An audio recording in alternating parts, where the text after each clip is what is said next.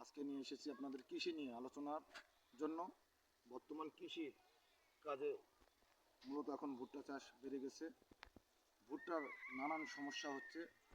ভুট্টার ওষুধ প্রয়োগে এখন কৃষক খুবই হতাশাগ্রস্ত। ভুট্টার ইদানিং নতুন করে রোগ দেখা দিয়েছে, যেটা হচ্ছে পোকা, ডোরা পোকা যেটা বলে। পোকাটা কোনো প্রকারই দমন হচ্ছে না। এটার জন্য প্রায় টপ 10 কোম্পানির অটো, বায়ার, সিনজেন্টা, এসিআই, এসকেআর আরও বিভিন্ন কোম্পানি এসে যেগুলো টপ 10-এ বাদে প্রয়োগ করতেছি, কোনো কাজেই কোনোভাবেই পোকা দমন হচ্ছে না।